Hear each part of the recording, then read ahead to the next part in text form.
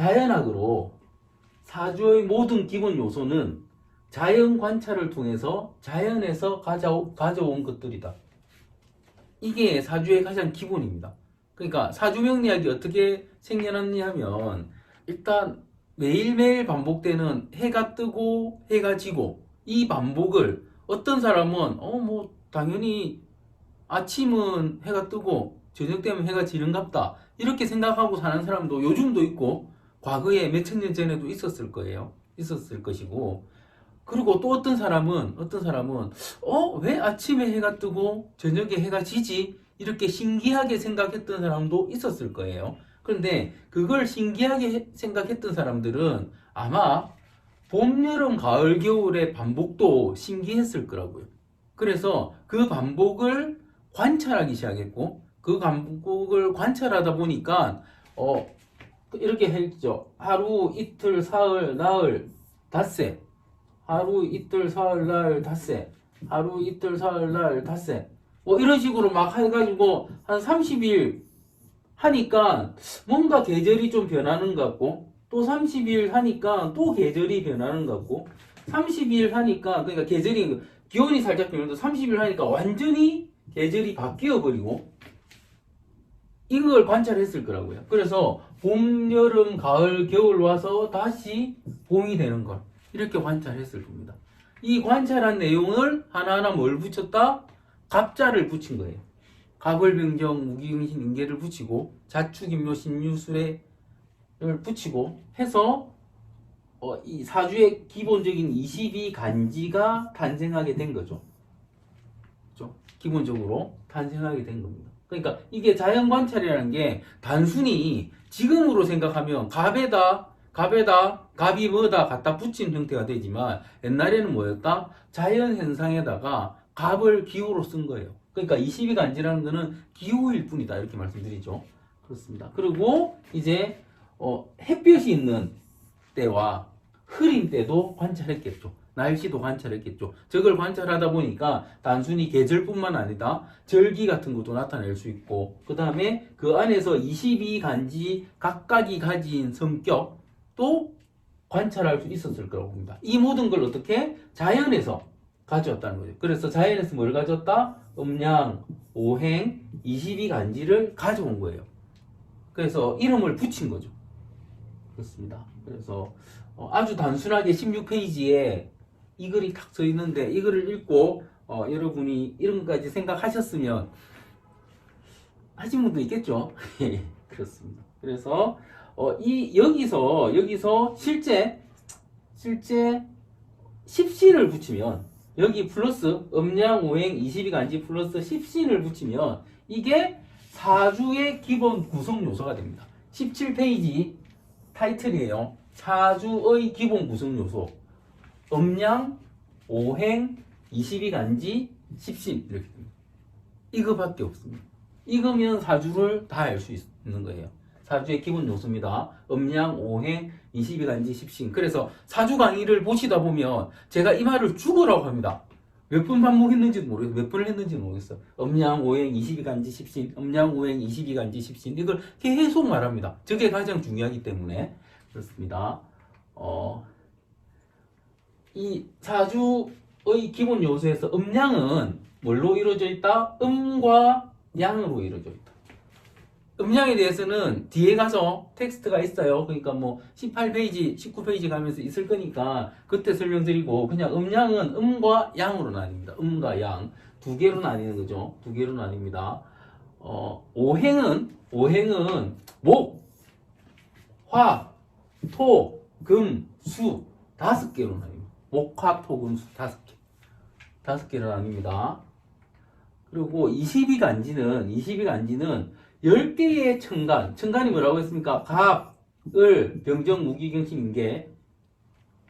지지는, 그러니까 이게 청간은 주로 갑, 을 많이 들어보셨잖아요. 갑, 을. 옛날에는 1부터 10까지의 숫자로 쓰였어요. 갑, 을. 그래서 1번이 갑, 2가 을, 1, 2는 언제 들어왔다? 1, 2.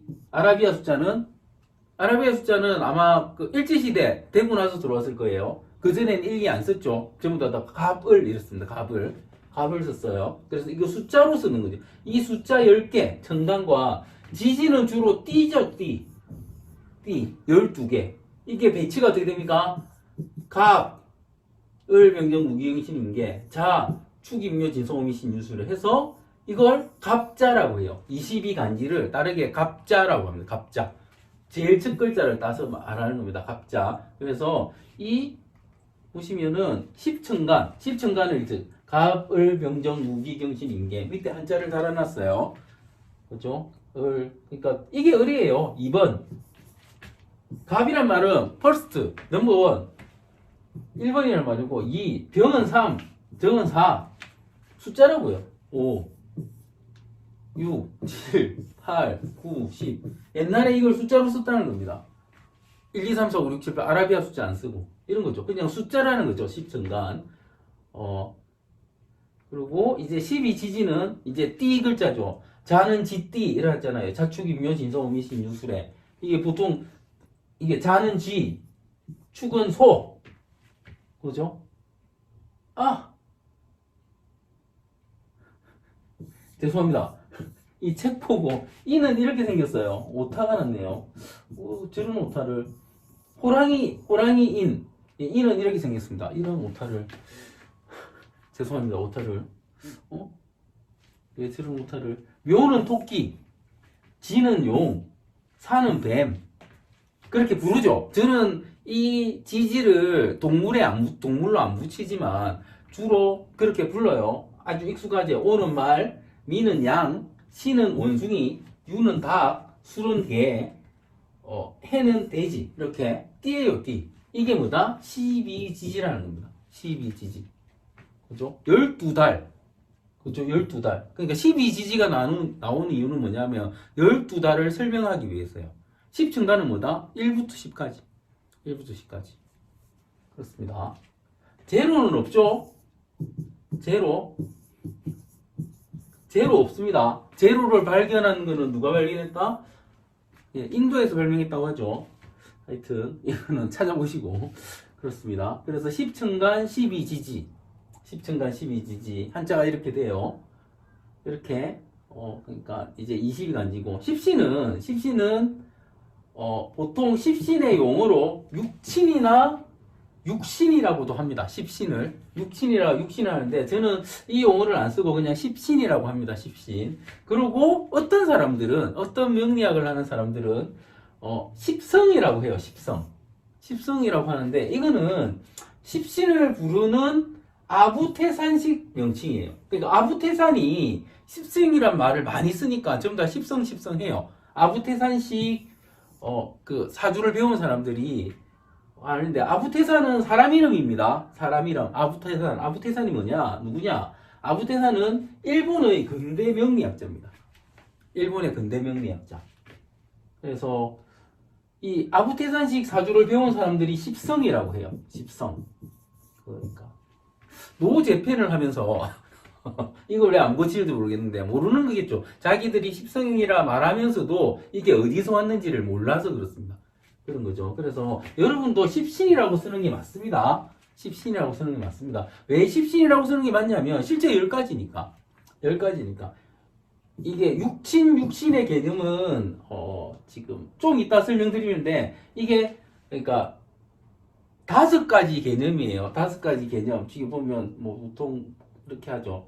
뭐 식상, 그 다음에 재, 관, 인, 비겁. 이렇게 쌍이 비겁, 식상, 재, 관, 인. 이게 5개가 2글자씩 이루어져 있어요. 그러니까 10개죠. 십신이라 부르는 게 맞아요. 육신이라 부르는 의미는 뭐냐면 이 5개가 있고 나가 별도로 있다고 생각하는 개념. 육신도 마찬가지예요. 그래서 이런 개념보다는 그냥 십신 10가지니까 십신이라고 하는 게 훨씬 더 직관적이고 좋아서 저는 십신이라고 부르고 그래서 아부태상도 십신이라고 지는 십성이라고 했을 거예요. 일본 애들이 성자를 잘 붙이고 주로 십성이라고 하는 건 그러니까 이 사람이 정통 사주명리학을 하는 사람이 아니다 보니까 십성이라고 했는 데는 주로 이게 별성자를 쓰거든요. 별성자를 써서 좀 뭡니까? 이걸 뭐라고 합니까? 별자리, 천문학 아니고 말하는데 하여튼 그 영향을 받은 거예요. 별자리 영향을, 예, 별점 영향을 받아서 그렇게 하지 않았을까? 예, 생각합니다. 제가 뭐 아부테산을 만나고 이미 이분은 뭐 태평양 전쟁, 청일 전쟁 그럴 때 사람이기 때문에 제가 만나볼 수는 없는 분이죠. 근데 뭐 굳이 성자를 붙인 이유는 이 사람이 정통 명리학자는 아니었고 중국이나 뭐 한국에서 명리학책 모아가지고 따로 공부하신 분이신데 아마 별의 영향을 좀 받지 않았는가, 아니면 주역을 공부하시는 분 중에서도 주역 자체를 별을 보고 만들었다고 해서 성자를 선호하는 사람들이 있긴 있습니다. 그런데 지금 사실 보면 주역과 사주명리학을 연결해서 공부하시는 분은 국내 거의 없어요. 다 따로따로 합니다. 저는 연결하려고 노력하는 정도고 다 따로따로 해요. 그래서 이건 아닐 거라 보고, 그래서 하여튼 그 10조 요거만 보면 10성이라고 한다. 아, 쟤는 아부태산식이다. 아부태산식은 좀 잔인해요. 그 인생 자체를 좀 잔인하게 좀, 그러니까 해석 자체를 좀 그렇게 합니다. 전쟁 때 명리학이라서 그렇고요. 여러분은 십신이라고 했으면 좋겠습니다. 예, 이거 가고 이제 그러면은 이제 십신에 대한 설명. 십신은 방금 말씀드린 대로 비겁이라고 말씀드렸는데 비견급제, 이렇게 비견급제 한 쌍, 그 다음에 식신상관 한 쌍, 편재 정재 한 쌍, 편관 정관 한 쌍, 그 다음에 편인 정인 한 쌍에서 총 5쌍, 5쌍 10개예요. 10개. 그래서 십신이라고 합니다. 이게 사주의 기본 구성 요소입니다. 사주의 음양, 오행, 22간지, 십신 이래요. 그리고 이제 22간지가 음양을 가진다. 그러니까 여기 보면은 음양은 음은 음이고 양은 양인 거죠. 그 다음에 오행에서는 이제 목, 화, 토, 금, 수가 있으면 기본적으로 목은 봄이고 화는 여름이고 해서 얘를 양으로 보고요. 양. 토는 중성으로 봐요. 기본적으로는 중성으로 보고, 금하고 수는 음으로 봅니다. 음으로. 그렇고 이제 22간지에서 음양이 나뉘게 됩니다. 각각의 음양이 있거든요. 그래서 음양의 음양은 음양이고, 오행의 음양은 양음이고 중성이 있고, 그 다음에 22간지의 음양을 이제 설명드리는데, 22간지는 뭐로 나뉜다? 10천간, 12지지로 나뉘죠. 보시면 이제 간지의 음양 분석, 이건 몇 페이지에 있다? 18페이지에 이 표가 있습니다. 18페이지에 보시면 이 표가 있어요. 이 표의 뜻에 대해서 제가 설명을 드리는 겁니다. 보시면 이제 청간 음양, 지지 음양 이렇게 나뉘죠. 청간 음양, 지지 음양. 보시면 이제 뭐 갑, 을, 병정, 무기, 경신, 임계, 그 다음에 자축, 임묘, 진소, 미신, 유술에 이렇게 나뉘는데, 이제 뭐 오행, 기후, 오행, 계절, 갑자, 남녀 이렇게 나눠놨습니다. 먼저 청간을 보겠습니다. 청간. 오행적으로 보면 갑하고 을 이렇게 나옵니다. 갑을은 아까 그냥 1, 2, 3차 제가 그렇게 다 말씀드렸지만, 갑하고 을은 목에 속합니다. 갑하고 을은 목에 속해요. 그래서 오행적으로는 어떻다? 목 오행이기 때문에 목은 뭐였습니까? 플러스였었죠. 그래서 플러스 양으로 봅니다. 플러스 양으로 봅니다. 화는 병정은 화에 속해요. 오행적으로. 그러니까 병정도 뭐다? 아까 화는 뭐였다? 양이라고 말씀드렸죠. 그래서 플러스가 됩니다. 그리고 무하고 기는 토중성이라고 말씀드렸죠. 근데 중성임에도 불구하고 무는 플러스로 보고요. 오행적으로. 기는 중성이지만 마이너스로 봅니다. 편의상 이렇게 나누고, 실제 작용력도 무는 플러스의 작용, 기는 마이너스의 작용, 양의 작용, 음의 작용을 하게 됩니다. 그리고 경은 금에 속하죠. 오행적으로. 그러니까 마이너스, 음이에요. 수도 마찬가지로 임계도 마이너스, 수도 음이니까 오행적으로 이렇게요. 그 다음에 제가 기후라고 표현을 했는데,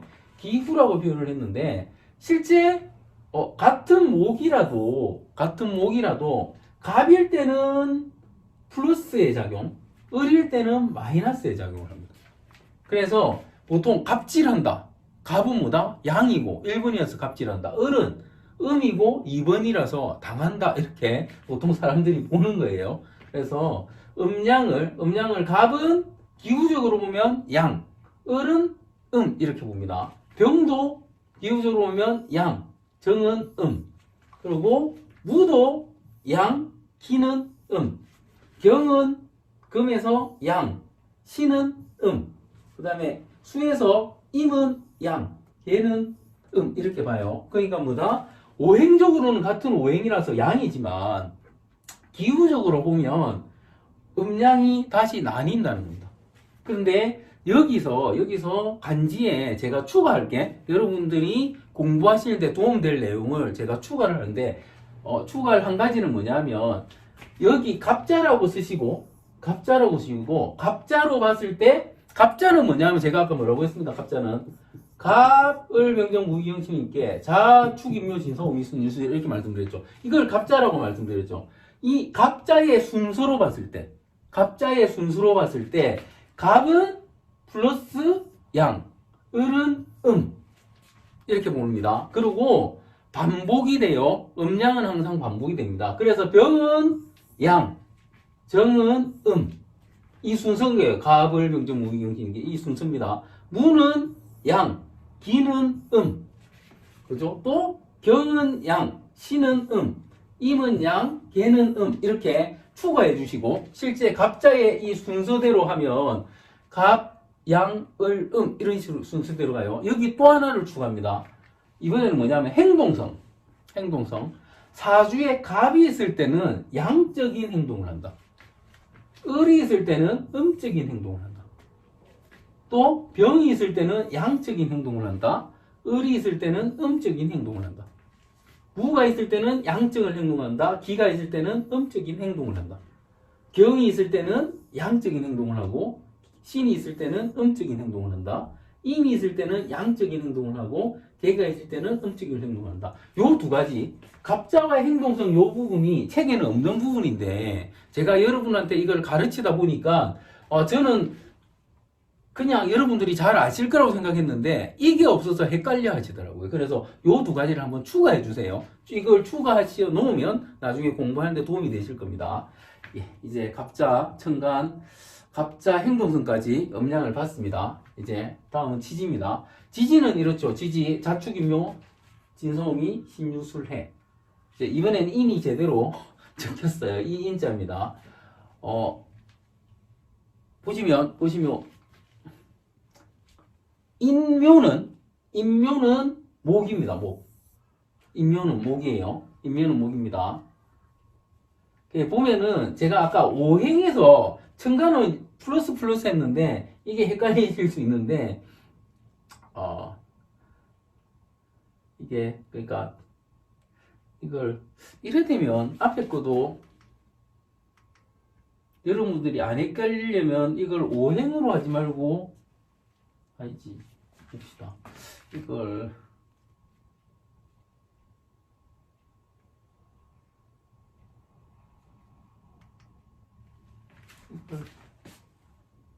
안 헷갈리려면 이걸 여기 계절을 하나 적으시고 이렇게 보시면 안 헷갈리시겠네요. 어쨌든 인하고 묘는 목이고요. 계절적으로 플러스가 됩니다. 플러스 되고 오행 안에서 인하고 묘는 인은 플러스, 묘는 마이너스가 돼요. 묘는 마이너스가 됩니다. 그리고 화에서는 오행적으로 계절적으로 화가 양이니까 플러스인데 오행적으로는 사는 플러스, 오는 마이너스가 됩니다. 사는 플러스, 오는 마이너스가 됩니다. 그리고 이제 토는 다 중성인데 축은 마이너스, 계절적으로도 마이너스. 지는 플러스, 계절적으로도 플러스. 그러니까 같은 톤인데도 플러스 마이너스가 아니는 거예요. 그 다음에 미는 오행적으로 마이너스, 계절적으로는 플러스. 술은 오행적으로는 플러스, 계절적으로는 마이너스. 이렇게 나뉩니다. 요 부분. 근데 실제로 보면은 아까 청간에서 톤은 중간에 있었죠. 목, 화, 토, 금수 중간에 있었는데 얘는 이 지지에서 톤은 어떠냐면 얘가 자는 수죠. 수 다음에 그 다음에 목 전에 있는 거예요. 그러니까 목화 금수 사이에 토가 존재하게 됩니다. 그래서 사계절이니까 4개니까 토를 간절기라고 부르거든요. 토 간절기도 4개가 되는 거예요. 그래서 이 4개를 나뉘고 이 4개의 성격은 자기가 배치되어 있는 자기 바로 앞에 있는 오행의 순서를 따르게 됩니다. 그러니까 자가 수니까 축이 마이너스인 거고 묘가 목이니까 이게 지는 플러스가 되는 것이고 미는 앞에 화를 가지고 있죠. 화는 양인데 이게 미 같은 경우는 마이너스 플러스 이렇게 따로 나뉘게 됩니다. 이 부분에 대한 설명도 제가 이렇게 드려요. 나중에 보면 지장간이나 이런 거 설명할 때 드립니다. 그리고 술도 플러스 마이너스는 아니지만 이게 앞에 게 마이너스라서 이게 마이너스로 하는 것이고 요런 부분 이게 진과 술에 대한 부분은 제가 지장간 설명하면서 나중에 나오는데 이런 형태다. 그리고 이제 갑자의 순서로는 플러스 마이너스 자부터 출발하는 거죠. 플러스 마이너스 이런 순서로 간다. 그러니까 이 부분을 많이 헷갈려 하시거든요. 이 부분을 많이 헷갈려 하세요. 왜 헷갈려 하시냐면 이 순서대로 하면 분명히 오행적으로는 4가 플러스에 있는데 갑자의 순서로는 마이너스가 돼 있어요. 그죠? 오는 분명히 오행적으로는 마이너스에 있는데 갑자의 순서로는 플러스가 돼 있습니다. 그러니까 요 부분이 많이 헷갈려 하시는데 이게 갑자는 쓰는 순서대로 가고 실제 이 갑자는 행동성하고 같이 가요. 행동성하고. 근데 그 부분은 지지에서는 제가 뒤에 어떻게 되는지 다시 설명을 드립니다. 그래서 이 갑자와 오행적인 부분이 틀린 거, 요 부분 알고 넘어가셔야 되고 이제 금, 신유, 그다음에 수 이렇게 사실 이게 하나는 수가 출발점에 있고 하나는 마무리점, 마지막점에 있어요. 그러니까 요 부분의 차이도 생각해 보시면서 지지가 되고요. 지지는 이렇게 되는 거죠. 목화토금수. 그래서 반복하고 있다. 수토, 목토, 화토, 금토, 수 이렇게 반복되고 있다. 이게 청간과 지지 배치의 차이점이 있어요. 배치의 차이점이 있습니다. 그리고 방금 말씀드린 지지의 행동성.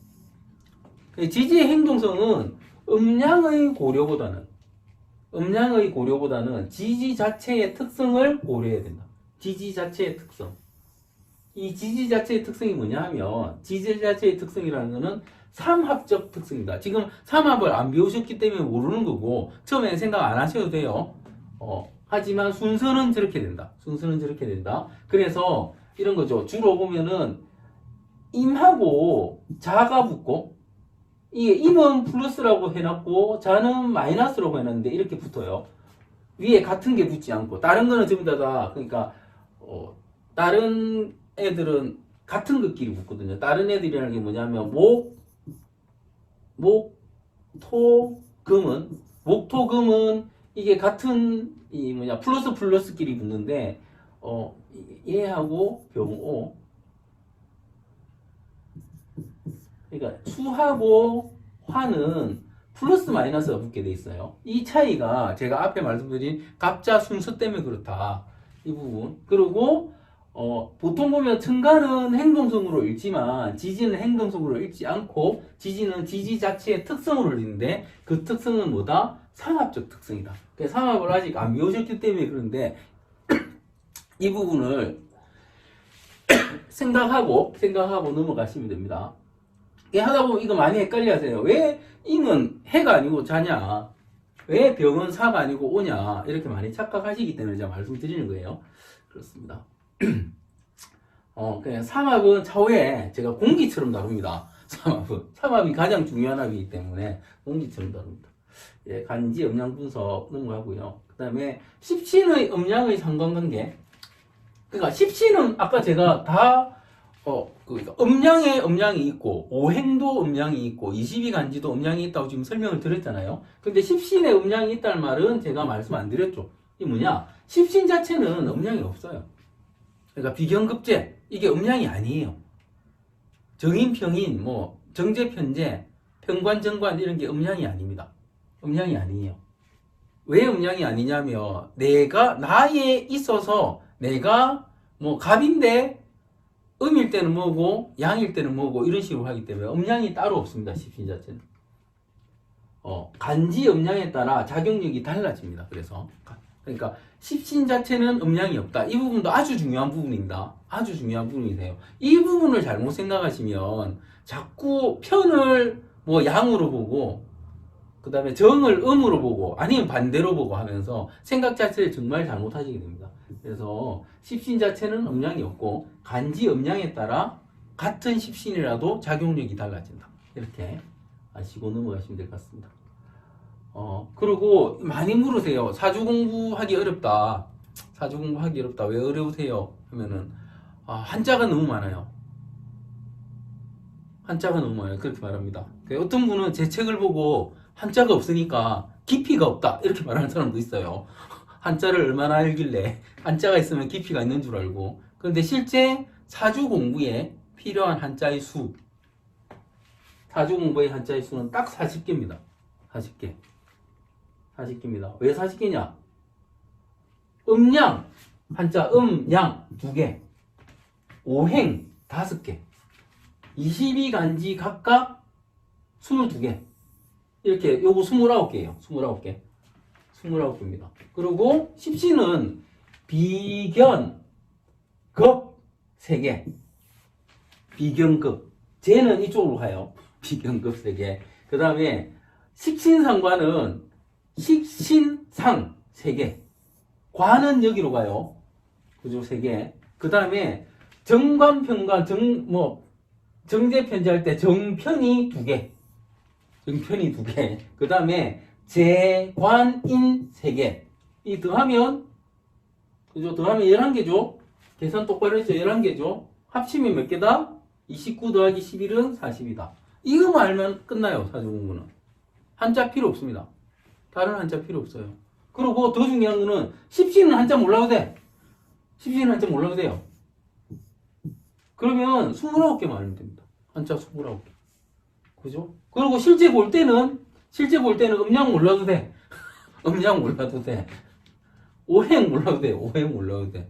22간지만 알면 돼. 22간지만. 22간지만 알면 됩니다. 22간지만. 사주 공부하는데 필요한 진짜 한자는 22개밖에 없습니다. 한자를 많이 알면 사주를 더 잘한다? 데리고 오세요.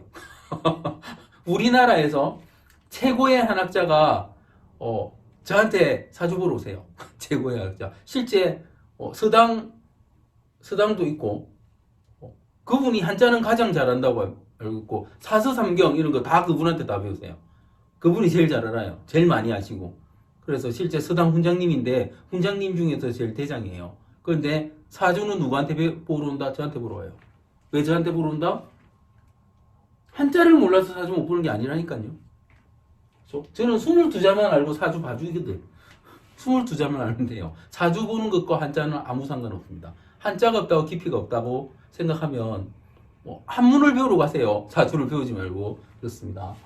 그래서 실제 40개 제 책을 읽는데 필요한 40개 나오나? 40개밖에 없습니다. 40개. 딱 40개예요. 그렇습니다. 그래서 이제 이게 한자 40개 아니면 22개 몰라서 가벌병정 무경신인게 자축이면 신유술에 자축이 뭐 진사오미 신유술에 이 22자를 몰라서 한자를 이걸 몰라서 사주를 내가 못 배우겠다. 그러면 알 수 없는 거죠. 그러면 알 수 없는 거죠. 그런데 이것만 알면 사주를 배우실 수 있다는 겁니다. 예. 이제 이것으로서 지금 2페이지를 이렇게 길게 했어요. 3페이지? 2페이지죠. 2페이지를 이렇게 길게 했는데, 하여튼, 지금까지 여러분은, 음량이 뭔가, 그 다음에 그러니까 사주의 구성 요소, 그것의 음량에 대해서 공부하셨고, 이제 텍스트 내용으로 들어가면 좀 구체적으로 음량이 뭔지, 간지가 어떻게 되는지, 오행이 어떻게 되는지를 아실 수 있으실 거고, 그 책도 뭐 책을 미리 읽으셔도 되고요. 여러분이 그냥 읽은 것과 제가 알려드리는 게 분명히 차이가 있을 거니까 읽으셔도 되고, 그것에 대해서 사주 강의는 그래도 보셔야 됩니다. 사주 강의 보셔야 됩니다. 그러니까 그쪽에 제가 말씀을 안 드리고 없는 내용을 지금 알려드리고 있는 거니까, 그렇죠. 책을 읽는 거기 때문에 그렇습니다. 그래서 한번 이제 3강으로 달려가 보도록 하겠습니다. 여기까지 잘 보시고요. 헷갈리는 내용이 있으시면 외우세요. 지금까지 다 외워야 돼요. 그냥 외우는 내용입니다. 근데 뭐 헷갈리는 내용이라는 게 갑자 순서 요거만 헷갈리시는 거지 다른 건 헷갈리실 거 없을 겁니다. 그래서 요 정도 하고 넘어가는 게 맞을 거라고 봅니다. 그리고 뒤에 내용은 충분히 많이 나오기 때문에 그렇습니다. 일단 이 강의는 자주 안 올라갑니다. 일주일에 하나 올라갈까 말까 할 거예요. 그러니까 사주 강의를 계속 보시면서 같이 보시면 도움 될 거고, 책도 같이 읽으시면 분명히 더 도움 되실 겁니다. 하시고, 제가 설명드린 거 보시고, 책에 적고 이런 것도 괜찮고, 필기하시는 건 괜찮지만 책을 읽어보시는 것도 되게 중요합니다. 사람이 책을 읽는다는 게 오감을 같이 인식시키는 개념이죠. 그래서 독서가 중요하다는 게, 독서를 많이 하게 되면 내가 눈으로도 보고 입으로도, 그죠? 그 다음에 내가 말을 하면은 귀로도 울리고, 그죠?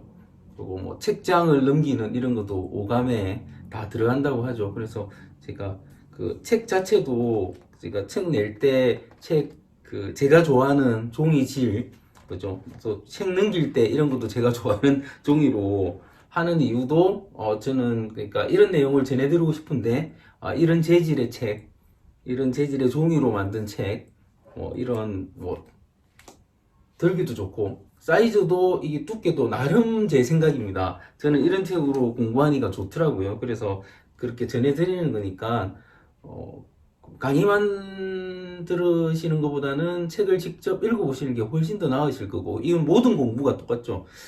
그래서 이북으로 막 책 내라고 빨리 낼 수 있다고 하는데, 제가 좀 꺼려지는 이유도 아주 집약된 정보 전달이 아니라면 굳이 이북을 해야 되나 하는 생각을 가지고 있습니다. 이런 거는 저하고 안 맞게, 제가 고리타분하게 보인다면 저하고 맞다고 생각하실지도 모르겠지만, 저하고 안 맞게, 어떤 사람들은 제가 되게 빠르다고 생각하시는데, 이런 부분 좀 느린 것 같아요. 제가 책을 워낙 좋아하는 것도 있고요.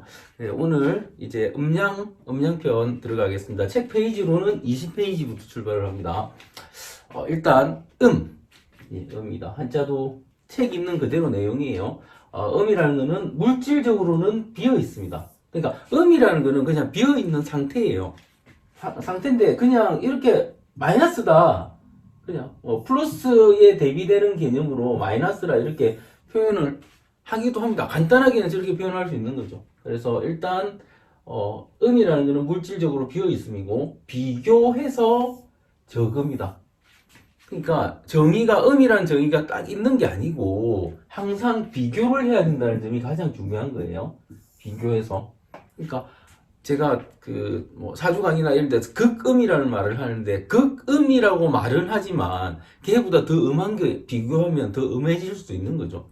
음은 많은 것도 무한대고 적은 것도 무한대예요. 완전히 비었다는 개념 자체가 없는 거기 때문에 항상 비교해서는 말을 씁니다. 아주 중요한 부분입니다. 비교해서 그러니까 딱 음량이 정해져 있는 것처럼 그렇게 생각하시면 안 된다는 거죠. 그리고 온도로는 차가움이요. 이것도 비교해서 차가움이겠죠. 그러니까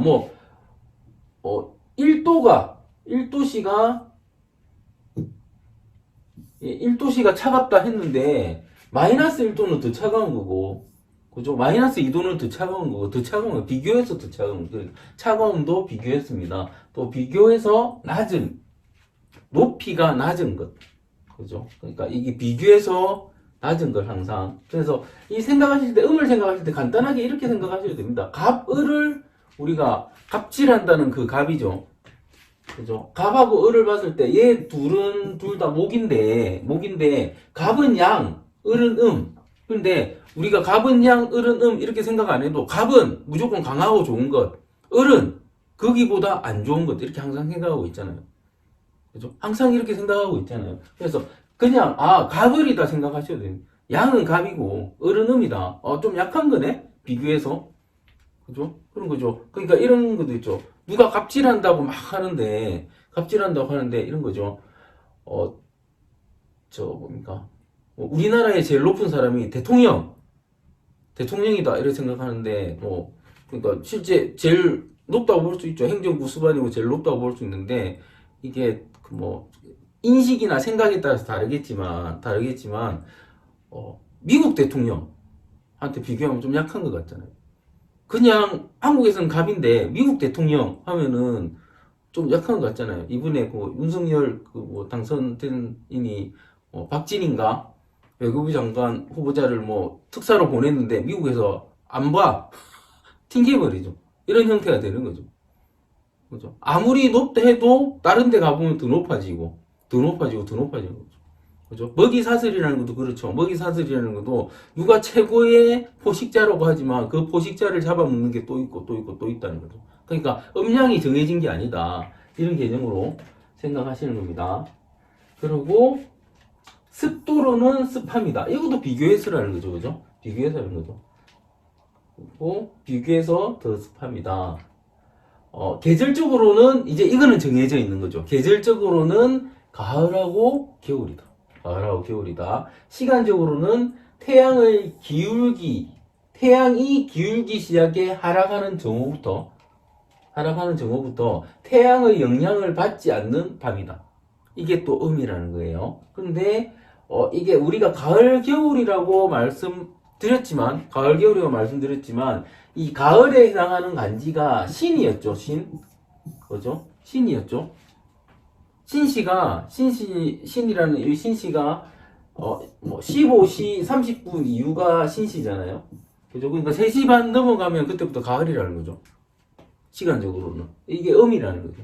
그죠? 이게 태양의 고도를 보면 태양이 최고 위에 올라와서 내려가는 지점부터 이렇게 말씀드리는 거예요. 이게 여기에 대한 설명은 좀 이따 다시 나옵니다. 그리고 혼자 존재할 수 없기에 비교해서란 전제가 들어간다. 그러니까 항상 음량은 비교해서인데 음을 생각하든 지금 따로 생각하고 있지만 그렇다는 거예요. 음의 의미를 더 확실하게 해준다. 그러니까 혼자 있으면 지가 사실은 음인지 모르겠죠. 어떤 음이라도 혼자 있으면 이게 음인지 양인지 모르겠죠. 옆에 뭘 갖다 대놓으면은 더 낮네 더 높네 양 이렇게 되는 거예요. 방향적으로는 안쪽이며 접음, 흡입 가만히 있습니다.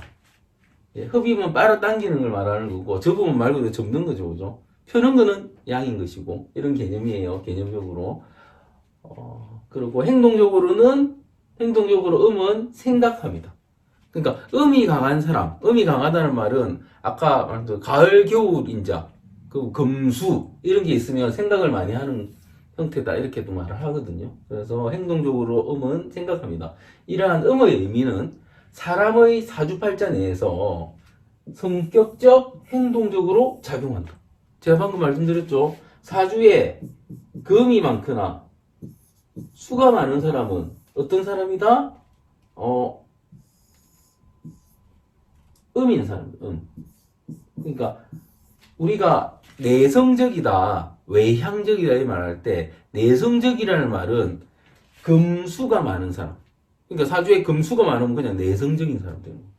그죠? 성격적, 행동적으로 작용하기 때문에.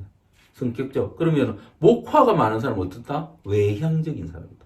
이렇게 보는 거죠. 성격적, 행동적으로 작용하기 때문에.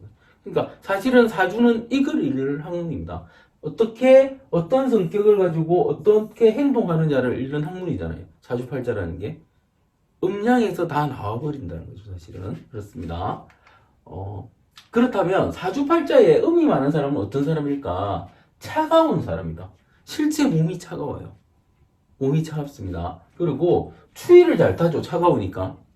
추위를 잘 탑니다. 그리고 움직이기보다는 생각하니까 가만히 있는 사람이고 생각 많은 사람이다. 이게 뭐다? 음이 많은 사람. 음은 다시 말하면 뭐다? 오행 중에서는 금하고 수. 그 다음에 금수에 속하는 간지들지요. 경신임계. 그죠? 경신임계. 그 다음에 지지에서는 신유술해자. 이런 인자들이 다 음인자고, 그런 사람들은 어떤 사람이다? 차가운 사람이다. 추위를 많이 타는 사람이다. 가만히 있는 사람이다. 생각이 많은 사람이다. 그렇게 그냥 읽어버리는 거죠. 그렇습니다. 음량만으로도 그 사람의 기본 특성이 파악되는 것이다. 이런 연습을 자꾸 하셔야 됩니다. 그러니까 사주를 공부하시는 분들 중에서는 내가 뭐 배워서 뭐 대단한 걸, 제가 뭐 학교 어디 가고 무슨 직업 가지고 뭐 할지 그런 거 막 맞추겠다고 막 생각하는데, 그런 거 맞추는 거는 의미가 없다는 거죠. 왜 의미가 없냐면, 그거보다 더 중요한 거는 어떤 사람이 태어나서 살면서 어떤 병에 걸리고, 그 다음에 어떤 성격을 가지고 어떻게 행동하면서 어떤 생각으로 살아가느냐, 이게 더 중요한 거죠. 내가 그 사람이 의사인지 아닌지 맞추겠다, 이게 의미가 없다는 겁니다. 왜 의미가 없냐면, 의대 나와가지고 의사 안 하는 사람도 있고요. 의사인데도 수술하는 의사가 있고, 수술 못하는 의사가 있고요. 수술 안 하는 의사가 있고요. 그죠? 종류가 많다는 거죠. 그죠? 의사인 걸 맞추는 게 의미가 없을 수가 있다는 겁니다. 아, 저 사람은 의사가 되면, 우리가 일반적으로 생각해, 의사가 되면 돈도 무조건 많이 벌고, 무조건 사회적 지위도 높고, 막 그렇게 생각하지만, 어떤 의사들은 그런 거 다 필요 없어. 그런 거 다 필요 없어. 나 기자 할 거야. 아니면 슈바이처 할 거야. 그렇게 생각하는 의사도 있는 거죠. 그렇죠? 그러니까 그 의사들은 그럼 돈 많이 벌니까?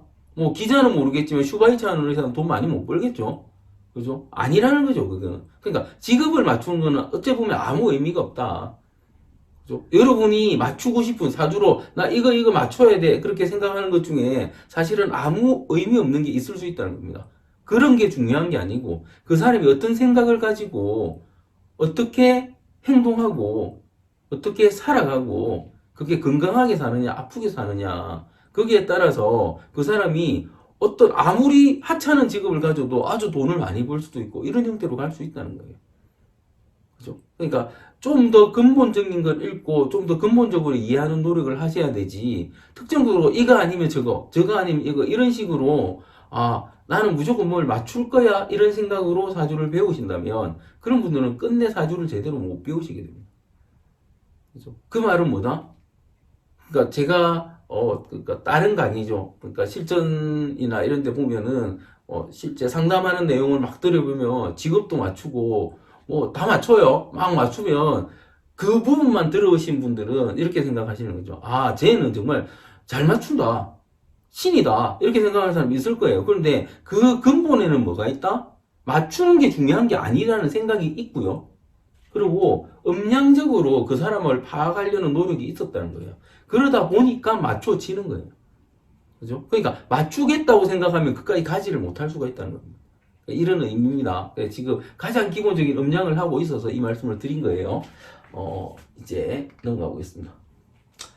여기서 중요한 점은 여자는 음이라는 점이고, 이제 성별적으로 나오죠. 성별적으로 여자는 음으로 보는 거죠. 그냥 음인 거고, 대부분의 여자분은 음적인 행동을 해요, 실제적으로. 더 중요한 점은 남자는 양이지만, 그죠? 여자는 음이고 남자는 양이지만, 음이 많은 남자, 그러니까 분명히 양인데 사주에 금수가 많은 남자겠죠. 음이 많은 남자의 경우 음적인 행동을 합니다. 남자는 양인데 행동은 뭐다? 음적으로 한다는 거죠.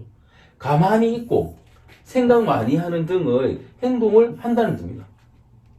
이런 부분이죠. 그러니까 대음량이라는 게 성별이 가장 완벽한 대음량입니다. 남자는 양, 여자는 하지만 이 사람이 아내의 사주팔자가 어떠냐에 따라서, 언제 태어났냐에 따라서 남자임에도 여자처럼 음적인 행동을 한다는 거예요. 이게 가능하다는 게 아주 중요한 부분입니다. 양은 물질적으로 채워짐이며, 아까 음은 뭐였습니까? 비어 있는 거죠. 비교해서 많습니다. 마찬가지로 비교해서를 이야기하고 있습니다. 이 부분이 아주 중요해요. 온도로는 따뜻함이요. 따뜻함. 그럼 뜨거운 거는 뭡니까? 뜨거운 것도 양이죠. 따뜻함은 뜨거운 데 비해서는 음이다. 비교해서니까. 이렇게 생각하셔야 돼요. 비교해서 높음이고, 높이도 마찬가지예요. 습도로는 건조함이고, 건조함. 음은 뭐였습니까? 습함. 그죠? 건조함, 습함. 습도라는 개념은 되게 중요해서 좀 이따 다시 나옵니다. 비교해서 더 건조합니다. 이게 역시도 비교해서예요. 계절적으로는 봄, 여름이며, 보다 목이고 화라는 거죠. 목화. 계절적으로는, 시간적으로는 태양의 영향을 받는 낮. 태양의 영향을 받는 낮 시간입니다. 혼자 존재할 수 없기에, 양 혼자 존재할 수 없기에 비교해서라는 전제가 양의 의미를 더욱 확실하게 합니다. 그러니까 이 음과 양을 읽어보시면 어떻다? 항상 같이 존재할 수밖에 없다. 비교해서. 그렇다는 개념이에요.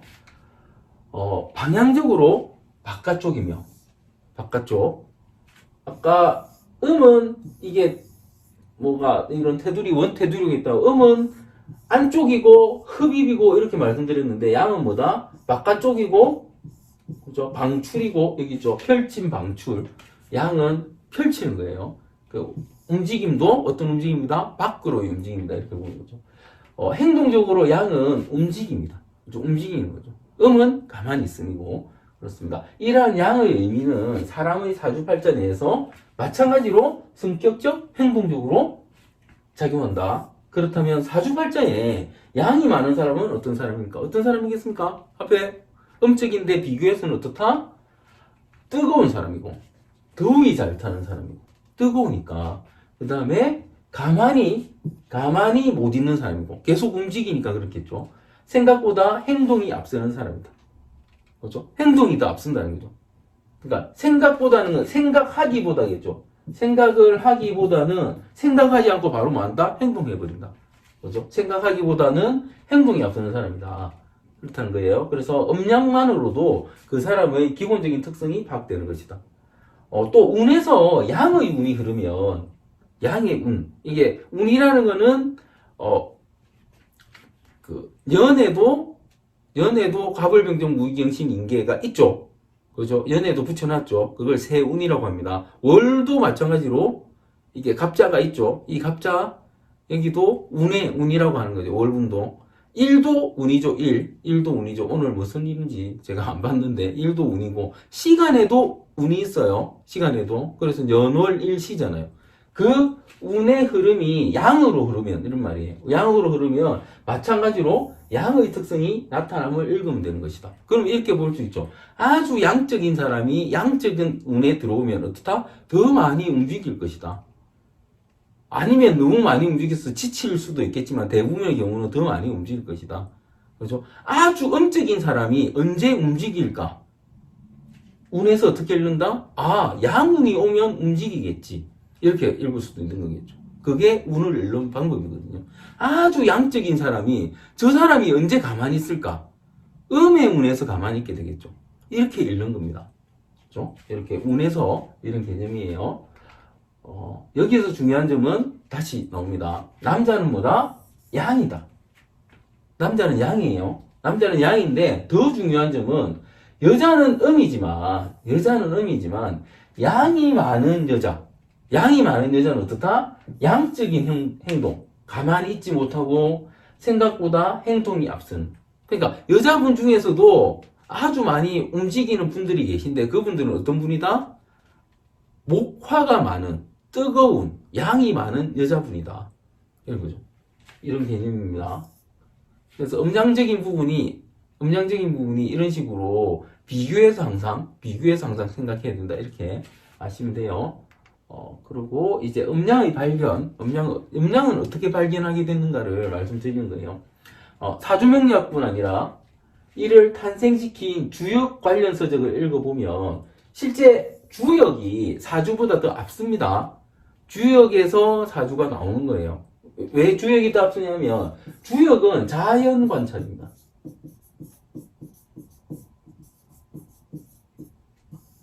왜 자연을 관찰했다? 농사를 짓기 위해서 관찰했어. 농사를 짓기 위해서. 그러니까 뭐 그 다른 이유도 처음에는 있었겠죠. 해가 뜨고 해가 지네. 이걸 관찰했을 것이고, 그죠? 언제는 되게 춥고 언제는 되게 덥네. 이걸 관찰했을 거고, 춥고 덥고 반복되고 밤낮도 반복되고, 그러면 그 반복되는데 어떤 반복성이 있지 않을까? 그죠? 그 반복성을 이제 언제부터 언제까지 반복되는지 알려면 뭘 해야 되겠습니까? 시작도 체크, 끝도 체크할 수 있어야 되겠죠. 그 체크하는 과정이 갑자였다는 거죠. 갑을병정 무기응신인계였다는 거죠. 그런데 해보니까 하늘이 왔다 갔다 하는 건 10개 정도의 과정이 있고, 땅이 변하는 건 12개의 과정이 있더라. 그래서 천간이 10개, 지지가 12개가 된 거예요. 이런 개념이라는 거예요. 개념적으로 이렇습니다. 개념적으로. 그렇죠? 요런 개념에서 이런 주역의 이런 개념을 가지고 이제 사주가 나왔기 때문에 음양 발견은 주역부터 출발했다고 말씀드리는 거예요. 사주명리학뿐만 아니라 이를 탄생시킨 주역 관련 서적을 읽어보면 음양에 대한 많은 얘기들이 나온다. 과연 음양이 무엇인가에 대한 관한 이야기다. 사실 과거 자료를 바탕으로 이해하자면 이해가 불가능할 수도 있다. 실제로 무슨 말을 적어놨는지 이해가 안 되는 그럴 수가 있어요. 그만큼 많은 사람들이 다양한 음양에 대한 이야기를 하고 있기 때문이다. 필자도 처음엔 음양에 대한 이해가 어려웠다. 그러니까 이게 도대체 음양이 뭘 말하는 건지 여러분이 지금 여러분의 상태일 수도 있겠죠. 물론 이 강의를 듣는 분들은 음양에 대해서 깨치신 분도 있겠지만, 그죠? 지금 여러분의 상태를 저도 겪었다는 거예요. 그런데 문헌을 따라오면서 음양에 관한 이야기를 사람들이 더 이상 하지 않는 지점을 찾았다. 그러니까 저는 이렇게 생각했죠. 계속 음양인데 도대체 이게 어디서 나온 거야? 막 하다가 갑자기 음양에 대한 이야기를 안 하는 지점이 나오는 거예요. 더 이상 하지 않는 지점. 음과 양 이야기를 더 이상 하지 않는 지점이 나오는 거예요. 그 말은 어떤 걸 했겠습니까? 그러면 음양이 아니고 오행을 이야기하기 시작하고 간지를 이야기하기 시작하는 지점이 탁 나오는 거예요. 그러면 이제 음양을 더 이상 이야기하지 않네. 그죠? 음양을 더 이상 이야기하지 않는다. 그럼 음양을 왜 더 이상 이야기하지 않지? 이렇게 생각하는 거예요. 한 거예요, 제가. 그죠? 더 이상 음양을 이야기하지 않는 지점을 찾았다. 그 지점은 간지가 보편화됐던 때였다. 그러니까 이제 양 이러니까 플러스 마이너스잖아요. 어째 보면은. 그래서 야, 그거 가지고 어떻게 알아? 더 구체적으로 관찰해야지. 사주명리학은 이게 간지가 보편화됐지만 아까 주역은 자연 관찰이었죠. 사주명리학은 뭐다? 사람 관찰.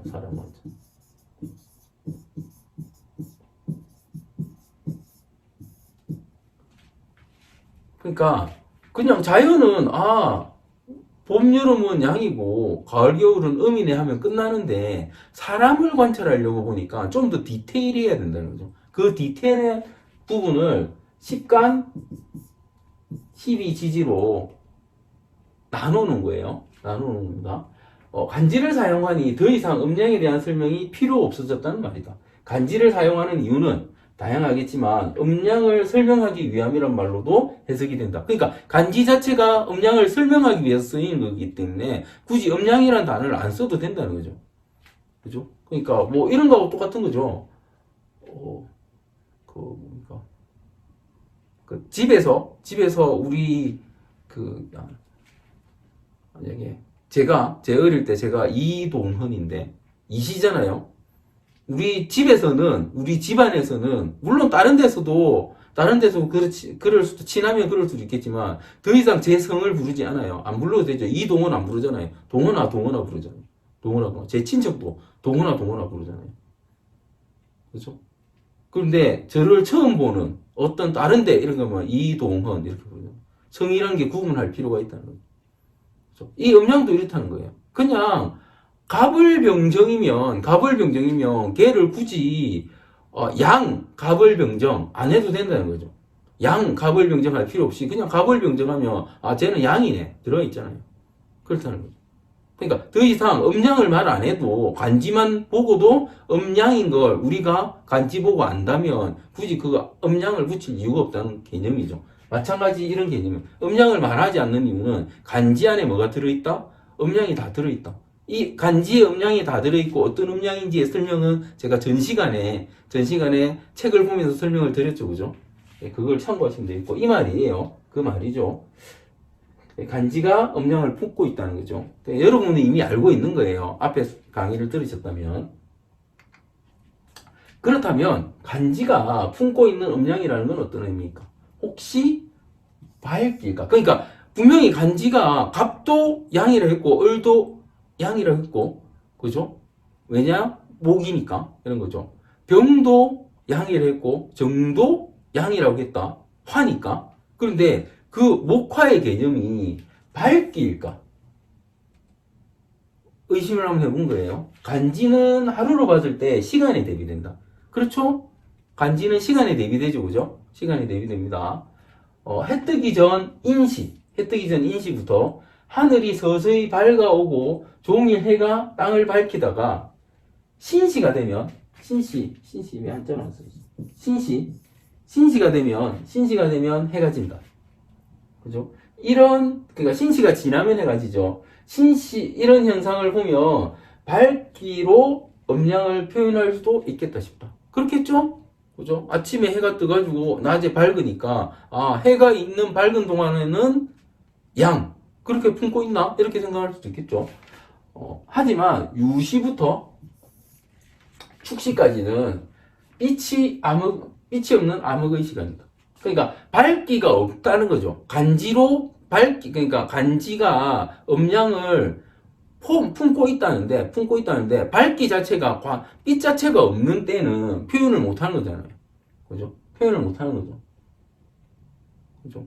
그 신시까지는 분명히 양 있는데 그러면은 빛이 없는 암흑을 갖다가 암흑이라서 음인가? 이렇게 말을 할 수 있겠지만 실제로 너무 어두워버리면 어두운 거에 그거를 언제부터 언제까지가 어떤 시간 그러니까 언제부터 언제까지가 술시, 언제부터 언제까지가 해시, 언제부터 언제까지가 자시 이렇게 그냥 다 어두운데 빛 자체가 없는데 그걸 잘라서 설명할 수 없다는 거예요. 그러니까 빛이 없는 암흑의 시간이다. 이 시간 동안의 간지간의 차이를 빛으로 어떻게 표현할 수 있을까? 없는 거죠. 암흑이니까. 지금의 과학기술로도 불가능합니다.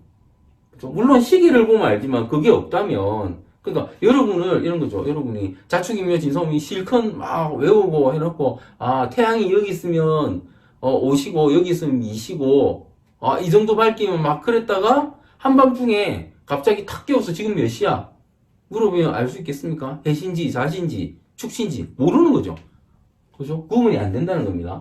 그래서 암흑은 암흑일 뿐이기 때문이다. 그렇다면 빛으로 음양을 나누는 것은 아닐 것이다. 그죠? 그렇다면 빛이 아니라면 무엇을 기준으로 간지로 음양을 구분할 수 있을까? 빛이 아니라면 열일까? 또 이렇게 열을 가지고 의심을 해보는 거예요. 태양은 떠오른 시간부터 질 때까지 각도를 달리하며 지구에 빛과 열을 전달한다. 그죠? 이게 그 태양열, 복사라고 하죠. 복사열이라고 하죠. 그 열에 의해 복사되어 달궈진 지구는 태양이 지면 서서히 식기 시작한다. 그렇게 식고 복사되고를 반복한다. 그죠? 매일매일 반복하는 거죠. 그러니 이 온도의 변화는 간지로 표현이 가능하다. 실제 가능하겠죠? 그죠? 온도는 탁 측정하면 되잖아요. 광도는 암흑이니까 광도계로 측정이 안 되는데 그래서 온도 변화로 간지 표현이 가능하다. 이거는 그러면 간지는 열로 우리가 측정이 가능하다. 그죠? 구분이 가능하다 할 수 있죠. 그렇다면 음양은 뭐다? 열이다. 음양은 열입니다. 하지만 매일매일의 온도가 다 같지는 않다. 그렇죠? 매일매일의 온도가 다 같지는 않죠. 특히나 여름과 겨울은 같은 간지 시간대도 확연한 온도 차이가 난다. 온도 차이는 시로 표현했지만 계절의 음양의 차이는 어떻게 표현할까? 계절의 음양의 차이는 어떻게 표현하겠습니까? 역으로 접근해 봅니다. 이제 여름과 가을의 가장 큰 차이는 뭘까? 여름과 가을의 가장 큰 차이는 춥고 덥고겠죠? 춥고 덥고. 왜 춥고 더울까? 여름과 겨울의 또 하나의 차이를 찾으면 유추할 수 있다. 춥고 더운 이유를 유추하는 거예요. 여름에는 비가 오고 겨울에는 눈이 온다. 여름에는 비가 많이 오고, 그러니까 눈도 비로 가면 물이죠, 그죠? 많이 있는데 겨울에는 비가 어떻다? 적게 온다. 그러니까 여름, 겨울 둘 다 하늘에서 물이 내려와요. 물이 내려오는데 양이 어떻다? 여름에는 많고 겨울에는 적다는 겁니다. 많고 적다. 실제로 여름에는 공기 중 습도, 이게 즉 물이죠. 물. 습도가 높고 겨울에는 공기 중 습도가 낮다. 실제로 그렇죠. 여름에 습도 때문에 불쾌지수 같은 것도 있죠, 그죠? 그렇다. 이 습도가 온도차를 발생시킨다. 어떤 온도차를 발생시킨다? 어떤 온도차를? 평균 기온. 그러니까 습도가 물이 온도를 품고 있으면 빨리 안 식는 거예요. 그런데 습도가 낮아버리면 빨리 식는다는 거죠. 그렇다면 겨울에는 물이 다 어디로 갔을까? 겨울에는 물이 다 어디로 갔다? 물론 뭐 물통에 담아놓은 물은 그대로 있겠죠. 생수병의 물도 그대로 있을 것이고. 근데 그거 아닌 물은 땅속으로 갑니다. 겨울에는. 땅속으로 물이 다 들어가 버립니다. 여름에는 땅 밖으로 나와요. 그래서 월은 다른 말로 12지지죠. 12지지는 습도를 나타내요. 습도. 그러니까 청간은 뭘 나타낸다? 청간은 열을 나타내고 지지는 습도를 나타낸다. 열이 지표면에 닿았을 때 습도가 얼마나 많으냐에 따라서 온도를 얼만큼 많이 가지고 있느냐가 결정된다는 겁니다. 이거는 과학 시간에 배우시는 거예요. 과학 시간에 배우는 거고, 이 과학 역시, 그러니까 서양 사람들은 이걸 관찰해서 자연과학을 만들어냈지만 동양 사람들은 뭘 만들어냈다? 사주명리학을 만들어낸 거예요. 사주명리학을. 인류는 이러한 열기와 습도의 관찰을 통해 60년에 한 번 태양과 지구의 순환을 읽어냈고, 그래서 육식갑자인 겁니다. 12달의 습도 변화와 12시의 열기 변화가 61주의 사람에게 어떻게 작용하는지 관찰해 온 것이다. 이것이 바로 사주명리학이다. 이게 사주명리학이에요. 그러니까 이게 사주명리학이니까 여러분은 뭘 관찰해야 된다? 열과 습도를 관찰해야 되는 거예요. 열과 습도를. 이 책은 이 페이지만으로도 읽어가치가 충분하다.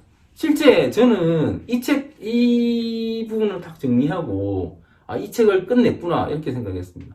이것만 이해하시면 사주명리학은 그냥 이해가 되는 거예요.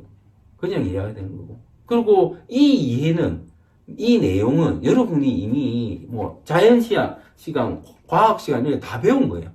다 배운 거죠. 그러니까 인류가 발견해낸 가장 기본적인 자연 법칙인 거죠. 그 법칙을 서양은 과학으로, 동양은 사주명리학으로 만들어냈다는 겁니다. 그렇습니다. 이게 아마도 수십 건의 머리 아픈 주역과 명리학 이론서에도 이런 내용이 나와 있진 않을 것이고, 찾아보세요. 나와 있는 게 있는지. 대신 그들이 떠들어댄 내용은 이걸로 모두 요약될 것이다. 그러니까 사주책이나 사주책은 이런 거 없어요. 사주를 공부하는 사람들이, 깊이가 있는 사람들이 거의 없기 때문에 주역책들을 보면 그래도 이런 내용들이 조금씩 나옵니다. 나오는데 걔들이 정말 씨부려 놨어요. 도대체 뭘 말하려고 하는 건지 자기들도 몰라요. 책은 내야 되겠고 남기긴 해야 되겠고 지도 뭘 하는지 잘 모르는 거죠. 그죠? 그 부분을 이렇게 정리해 놓은 겁니다. 그러니까 여러분은 지금 몰라도 상관없어요, 사실. 지금 몰라도 상관없습니다. 그런데 이 내용을 알고 공부해 가시다 보면 어떻다? 하는 거예요. 이거구나. 위의 내용만 명심하고 차근차근 공부하고 실관하시다 보면 저걸 모르는 사람은 가질 수 없는 사주명리학을 관통하는 운이 생기게 될 것이다. 그래서 제가 이걸 좀 더 구체적으로 설명하기 위해서 그렇죠? 또 태극을 나타내놨어요. 그러니까 이 열기, 태양열이라는 거고, 습도, 지구의 습도라는 거예요. 태극기의 음량은 아래와 같이 음량의 변화를 그린 그래프다. 그래서 제대로 된 태극의 문양은 원에 그리며 반복될 수 있어야 된다. 그러니까 이게 계속 반복되는 거예요. 계속 반복되는 거죠. 계속 반복되는 거. 음양이 해가 뜨고 해가 지면 따라 계속 반복되는 겁니다. 이거를 보면 이게 다시 설명되면 이거예요. 시간대별 태양의 고도를 나타내는 거죠. 시간대별 태양의 고도. 태양이 떠서 지는 데까지 이 시간대별 태양의 고도는 그냥 우리가 보기에는 태양의 높이지만 태양은 뭘 거둔다? 열과 에너지를 지구에 전달하기 때문에 지표면에 이것은 지표면이 받는 에너지 양이 된다는 거예요. 에너지 양. 에너지 양이라는 겁니다. 이 에너지 양은 어떠냐면 에너지는 지표면에 누적되고 그러니까 지금 만약에 지금 5시다. 5시가 뭡니까? 11시 30분부터 13시 29분까지 5시다 이러면 5시에 어떤 빛이 탁 비치면 거기서 끝나는 게 아니고 이건 뭐다? 지표면에 계속 에너지가 누적되는 거 누적. 그래서 지표면의 온도를 높이는 거예요. 지표면의 온도인데 사실은 어떤 온도다? 지표면 습도의 온도죠. 지표면 습도의 온도를 계속 높이는 거예요. 이거는 이런 그림이죠. 그러니까 자시 축인해서 실제 해는 묘시에 뜹니다. 묘시에 떴을 때 태양의 고도 이게 올라갈수록 태양 에너지가 큰 거죠, 그죠? 그런데 처음에 태양 에너지가 아주 작다가 이제 진시가 되면 이 정도, 사시가 되면 이 정도, 52시가 되면 가장 높다는 거죠. 가장 높고 다시 이렇게 낮아지면 이게 이 에너지가 계속 누적되는 거예요. 그리고 유시 이후에 누적된 에너지는 어떻다? 서서히 식어가다가 다시 태양이 그러니까 에너지를 주면 다시 에너지는 올라가게 되는 거예요. 이걸 계속 반복한다는 거죠. 근데 여기 받는 물의 양이 여름에 봄 여름에는 많고 가을 겨울에는 작기 때문에 많다 양 적으면 이런 거죠. 여기에 따라서 품고 있는 에너지가 어떻다? 크다 적다. 품고 있는 에너지가 클 때는 어떻다? 봄 여름. 적을 때는 가을 겨울. 추운 거죠 말 그대로 에너지가 없으니까. 이 개념이라는 겁니다. 그죠? 아주 중요한 개념이에요. 그러니까 여러분은 그냥 단지 이게 페이지가 지금 24페이지밖에 안 됐어요. 시작해가지고 24페이지밖에 안 됐는데 몇십 권, 몇백 권의 책들이 떠들어낸 내용이 여기 다 들어있습니다. 음양, 오행, 간지 플러스해서 무슨 주역의 각종 책들, 그 다음에 지구과학 관련 서적, 그죠? 과학 서적들 이런 거 있는 내용이 이걸로 다 설명이 되는 거예요. 다 설명이 되는 거예요. 위의 태극은 이제는 이제 태극을 다시 설명하는 다른 내용이지만 한번 읽어보겠습니다. 위의 태극은 단순 음양의 반복을 그린 것이지만 목의 반복, 화의 반복, 토의 반복, 금의 반복, 수의 반복 등으로 오행의 반복을 그려놓을 수도 있다. 오행이 반복된다고 그려놓을 수 있다는 거예요. 그리고 옛날 태극기를 보면 음양이 더 섞이듯 그려진 걸 볼 수 있는데, 그러니까 태극기가 오행이 막 섞인 것처럼 그런 태극기도 있는데, 그건 그만큼 진취적인 모양을 그린 것이라 할 수 있다. 최순실 게이트가 터지고 나서 보니까 이후에 현재 정부 부처 로고는 오방색을 바탕으로 한 원형으로 바뀌었다. 지금 보면은 이렇게 돼서 여기다가 띠가 하나 더 있어요. 흰 띠가 하나 있습니다. 흰색 띠가 하나 더 있습니다. 태극에 흰색 띠가 하나 더 있어요. 그 말을 하는 거예요. 이건 태극도 아니고 반복도 아니다. 그러니까 반복을 저 흰색이 막고 있는 거예요. 그게 어때서 이렇게 생각하실 수도 있잖아요. 원래 태극기는 그냥 음양의 반복을 열기와 습도의 변화를 나타내는 건데 그냥 띠 하나 더 그린 게 뭐 어때서 이렇게 생각하실 수도 있잖아요. 저는 그걸 지적하고 있는 겁니다. 제 책에서. 이게 책이 초판이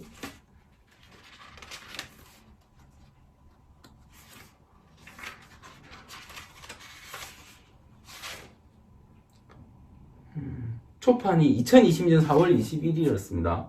그리고 제 이 글을 쓴 거는 그보다 훨씬 앞이겠죠. 훨씬 앞입니다. 2021년 4월에 인쇄된, 초판에 인쇄된 건데, 제가 이 정부 부처 로고를 가지고 한 말이에요. 그냥 보기 좋을 수 있다는 의미 외엔 어떤 의미도 없는 도안에 지나지 않는다. 그러니까 흰 띠가 있는 저거는 그냥 도안에 지나지 않습니다. 그러니까 어떤 이렇게 음양적으로나 오행적으로나, 그러니까 역학적으로나 과학적으로나 아무런 의미가 없는 그냥 도안이에요.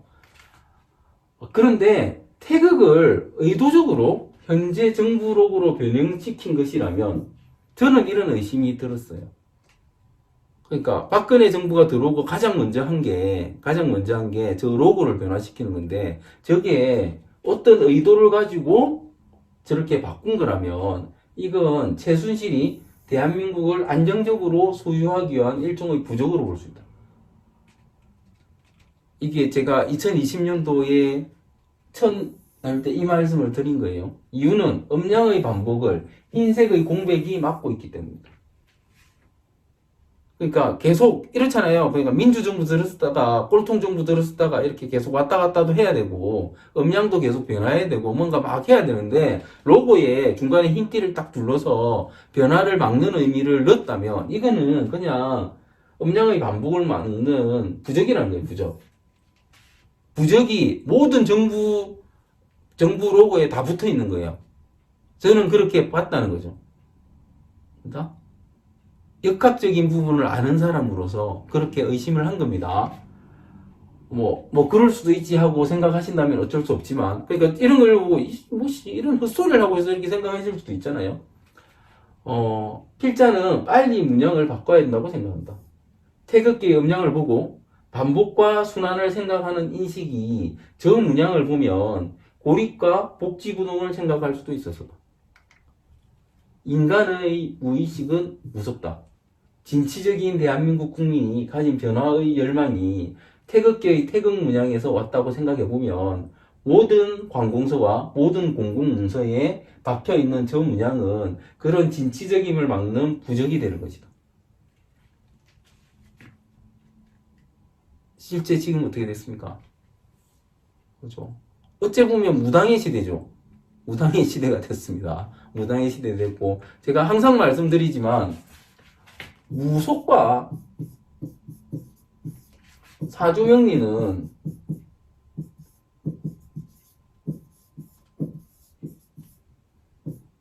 같지도 않고 전혀 반대적인 개념입니다. 반대적인 개념이에요. 무당은, 실제 제대로 된 무당은 생년월일시가 필요가 없어요. 자기가 그냥 다 알아요. 진짜 무당들은 생년월일시 말해줄 필요가 없으면 그냥 다 압니다. 어떤 사람, 그러니까 제가 무당집 앞에 가가지고 누구 이러면 제 머릿속을 읽어서 누구요? 말해요. 진짜 제대로 된 무당은. 무당인데 생일을 불러달라 했다. 그건 무당이 아닌 거예요, 더 이상. 그런데 요즘에 언론을 보면 분명히 무당, 무속인 하면서 걔들이 뭘 이야기하고 있다? 명리를 이야기하고 있어요. 걔들이 명리를 이야기하고 있습니다. 제가 이 강의를 하는 가장 큰 이유 중에 하나가 이거예요. 제대로 된 사주명리학을 알리고 싶었는데, 그래서 책도 냈고 강의도 했는데 확산 속도가 거의 없죠? 아무도 안 보니까. 아무도는 아닙니다. 보시는 분이 여러분 보시니까 거의 안 보니까. 그런데 급판에 제가 이런 우려를 막 했었는데, 지금 무속은 정말 밑도 끝도 없는 거고, 무속이 가장 무서운 건 뭔지 아십니까? 사이비가 무속을 해도 누구도 알지 못한다는 거죠. 신을 누가 검증하겠습니까? 그죠? 명리학자는 검증받을 수 있어요. 명리학자는. 그죠? 저도 검증받을 수 있어요. 제가 하는 말이 바뀐다면 그건 잘못된 거죠. 학문이라는 게 그렇잖아요. 바이블이라는 게 있고, 그죠? 그 학문의 원천적인 부분이 있는데, 그 원천적인 부분이라는 건 뭐냐면, 제가 명리학자라면 명리학적으로 하는 말이 바꾸면 안 돼요. 이렇다 해서 그것만 계속 파는 거죠. 그걸로 계속 모든 사주를 볼 수 있고 해야 되는 거죠. 그게 제대로 된 사주 명리학이죠. 그런데 무속은 그렇지 않다는 거예요. 그런데 제대로 된 무당이 사실은 잘 없어요. 잘 없는데 얘들이 자기 제대로 된 신발이 안 나오니까 대충 명리학을 공부하는 수는 있지만, 지금처럼 아예 무당이 들어와가지고 무당이 명리학을 설명하고 앉아있으면 이건 좀 이상한 거예요. 문제, 아주 심각한 문제라는 거죠. 정말 귀에 걸면 귀걸이, 코에 걸면 코걸이를 만들 수 있는 그런 상황이 지금 벌어지고 있습니다. 그런데 저는 출발이 여기라고 생각하는 거죠. 그렇죠? 2년 전에 제가 말한 상황이 지금 벌어지고 있잖아요. 그렇습니다. 이런 부분이죠. 하여튼 그렇습니다. 그러니까 지금 못 바꾸겠죠. 그러니까 제가 바꾸라고 막 했는데 지금 문재인 정부죠. 문재인 정부가 안 바꾼 이유는 제가 재정이라고 들었습니다. 돈 들어가니까 굳이 금방 그걸 또 바꾸면 박근혜 정부에서 한 걸 또 바꾸면 그 인식도 크게 안 좋고 그러니까 전 정부 걸 지우려고 한다는 그런 인식 때문에 그런 것도 있고, 그 다음에 또 예산도 엄청나게 들어가야 되니까, 간판도 바꾸고 다 바꿔야 되는 거죠. 그래서 안 바꿨다고 들었습니다. 잘못된 거죠. 잘못된 거죠. 그러니까 저거 부적 하나 박아놨는데, 그 부적이 아직 계속 존재하고 있는 거죠. 사람들은 더 고리타분해질 겁니다. 아무것도 아닌 무의식을 자극하기 때문에 그렇다고 봅니다. 저는 그렇게 생각합니다. 물론 누구는 개소리라고 생각하실 수도 있습니다. 근데 저는 그렇게 생각합니다. 그런데 실제 이렇게 됐고 바꾸지 않는 한 계속 그렇게 될 거라고 봅니다. 이거는 책에 나와 있는 26페이지에 나와 있는 책이에요. 태극 사상 8개 보면 실제 그러니까 태극이라는 게 방금 말씀드린 이 태극이죠. 태극이라는 게 있고 이제 이 태극에서 양음이 있는 것이고 사상이라는 게 추나추동이에요. 추나추동. 요 안에서 이 사상이 뭡니까? 사상하면 많이 듣는 게 사상 체질. 그 체질이에요. 그래서 추는 소양. 보시면 그냥 우리 소양 했지만 양이 적다는 개념입니다. 적을 소. 봄은 뭐다? 양이 적다. 양이 뭡니까? 그러니까 열이죠. 열이 적다. 한은 여름이죠. 태양. 태양이라는 건 뭐다? 태가 크다, 클 때잖아요. 양이 크다, 양이 많다. 그죠? 그러니까 소양인, 태양인 이렇게 하는데 소양인은 어떻다?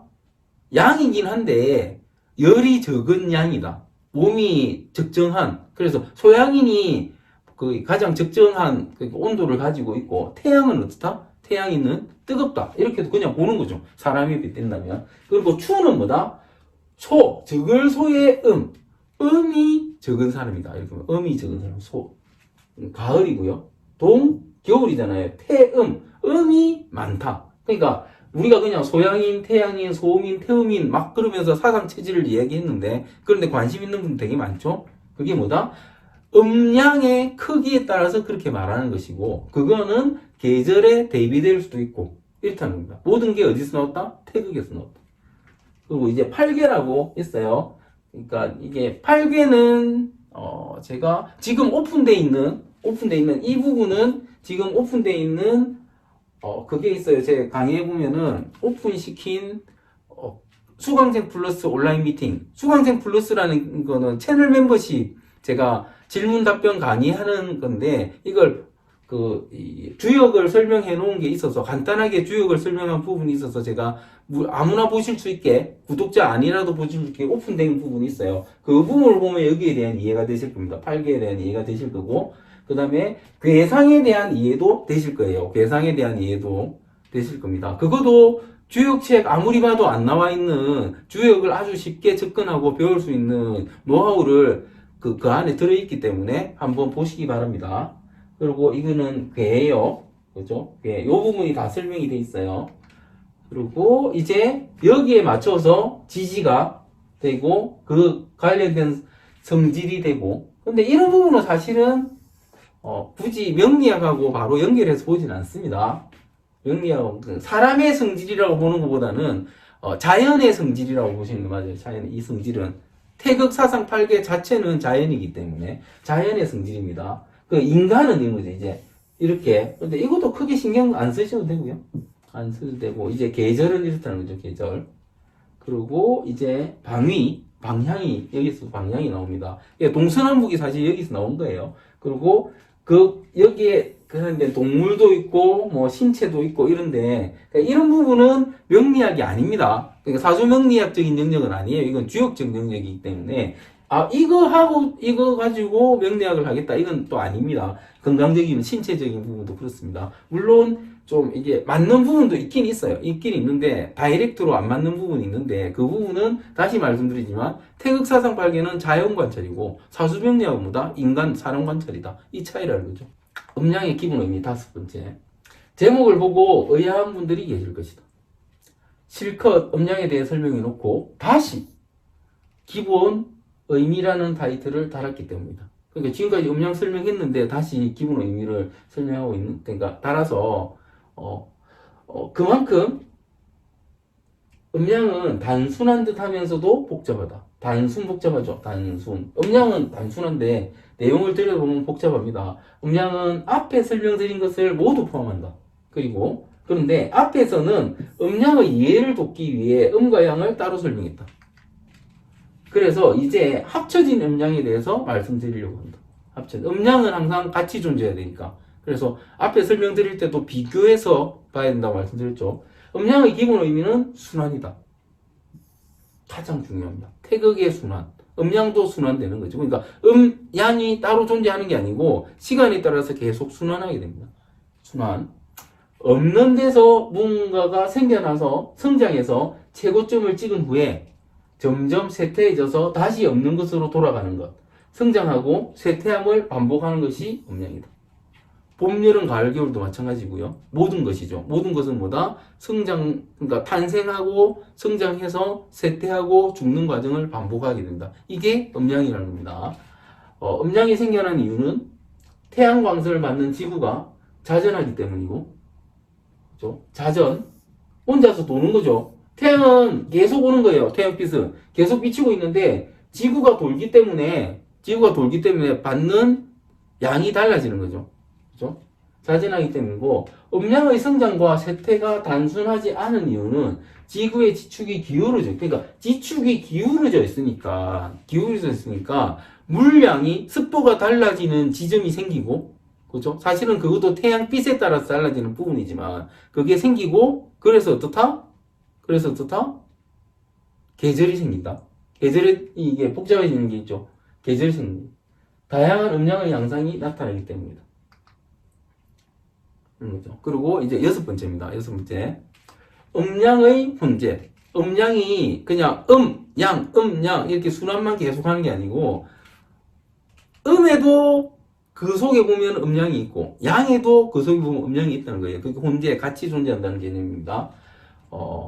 음은 여성적이고, 양은 남성적이다. 그렇죠? 성별을 아까 설명드린 부분. 양적인 요소가 아주 강한 여성과 음적인 요소가 아주 강한 남성. 그러니까 양이 강한 여성, 양이 강한 음이 강한 남성, 음이 강한 양 이렇게 설명할 수도 있겠죠. 실제 비슷한 성향을 가지지만, 그죠? 아주 에너자릭한 여자분과 아주 움직임이 없고 소심한 남자분을 보면 오히려 여자분이 훨씬 더 양적으로 보일 수 있죠. 그죠? 비슷한 성향을 가지지만 그래도 그 성별이 바뀌지는 않는다. 그죠? 그러니까 아무리 혼재되어 있어도 성격 자체가 정반대는 아니라는 거예요. 특히 성별이라는 부분입니다. 성별이라는 부분. 음은 양은 양이란 말이다. 현대사회에서는 게이나 레즈비언이라는 새로운 성별이 존재하고 이들이 태생부터 제3, 제4의 성을 가지고 태어났다고 하지만 사주명리학적으로는 신의 실수 따위가 아닌 이들이 120년을 생존한다면 그냥 남자, 그냥 여자로 사는 세월이 존재하게 된다. 그러니까 이게 되게 복잡한 이야기겠지만 레즈나 이름하여 동성애자죠.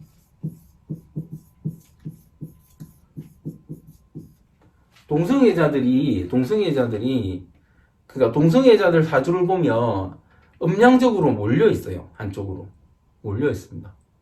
몰려 있고 그 사람들의 동성애가 언제 발현이 되냐면 운에서 음양이 또 몰릴 때 발현이 됩니다. 그런데 120년을 살면 어떻다? 어떨 때는 몰렸다가 어떨 때는 풀리는 거죠. 그죠? 120년이라는 게 전체적으로 순환이기 때문에 이제 아까 제가 60년을 순환한다고 말씀드렸지만 왜 120년이 되냐면 60년 해봐야 지지로는 6개밖에 안 되잖아요. 지지가 총 12개인데 그러니까 120년이 되면은 천간 10개 지지 12개를 다 경험하는 거예요. 저거를 다 경험하고 나면 그렇게 다 살고 나면은 내가 뭐 동성애자 나는 남자인데 여자인데 남자 막 그러지만은 그냥 여자인데 여자, 남자인데 남자로 사는 세월이 존재하게 된답니다. 운적으로는 이 말입니다. 다시 생각해 보십시오. 그러니까 동성애자는 없다는 개념이에요. 사실은 운에서 운이 만들어준다는 개념으로 생각하시면 됩니다. 외국에서 젊었을 때 일반인과 사랑을 하다가 일반이라는 게 양성애를 하다가 중년 이후에는 성소수자 그러니까 동성애를 하는 거죠. 동성애자의 삶을 살게 되는 이들이 이 명리학적인 이론을 뒷받침한다. 그러니까 지금 보면 지금 요즘 커밍아웃 같은 걸 많이 하죠. 그죠? 그러면 결혼해서 잘 살던 어떤 남자가 나 동성애적 성향이 있다. 동성애자다 말하는 경우가 제가 이 글을 쓸 때만 해도 제가 이걸 되게 오랫동안 준비했기 때문에 없었어요. 그런데 최근에 보면 되게 유명한 스타라고 할 수 있는 강사 이런 사람들도 내가 동성애자라고 커밍아웃하고 막 그러죠. 그죠? 이런 게 있다는 거예요. 명리학적인 이론을 뒷받침한다. 그러니까 내가 분명히 이성애자인 줄 알았는데 동성애자였어. 그런데 그 사람들이 더 살아가면 또 어떻다? 나 이성애자인가 봐. 다시 또 그래 이야기할 거라는 거죠. 운에서 운의 흐름, 120년간의 운의 흐름이 나를 이렇게 만들었다, 저렇게 만들었다 한다는 개념입니다. 하지만 이런 관찰은 제가 전통 사주명리학 이론의 현대사회에 살고 있는 사람들의 삶을 대비해서 얻어낸 연구 결과물로 일반적인 명리학자들이 범접하지 못한 부분이고 논란의 여지가 있을 수 있다. 그러니까 제가 이렇게 말하면 다른 명리학 하는 사람이 그거 아니야 할 수도 있습니다. 걔들은 그러니까 지들이 모르는 건 아니라고 하는 사람들은 그렇게 말할 수 있는 거죠. 그게 아닌 사람은 와서 배웁니다. 배우는 사람이 훨씬 많아요. 하지만 게이나 레즈비언들에게 자신의 사주를 볼 수 있는 사람을 필자 외에는 본 적이 없다고 들어왔기에 자신 있게 언급하는 것이다. 그러니까 음양의 혼재에서 가장 큰 혼재는 뭐다? 성별의 혼재예요. 성별의 혼재를 가지고 살아가는 사람이 있는데 그 사람들은 실제 성별이 바뀐 게 아니고 뭐가 바뀐 것이다? 운이 몰린 것이다. 바뀐 게 아니고 운이 몰린 것이다. 그 운이 몰릴 때 어떻게 되더라? 나는 이성애자였다가 동성애자 됐다가 또 바뀌면 양성애자 됐다가 더 오래 살면 또 이성애자 됐다가 그런데 실제 이렇게 산 사람이 있다고요. 사는 사람이.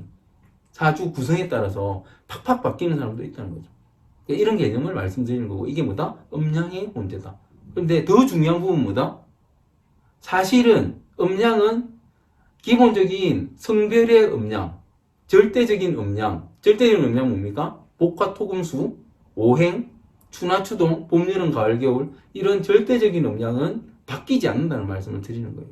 절대 바뀌지 않습니다.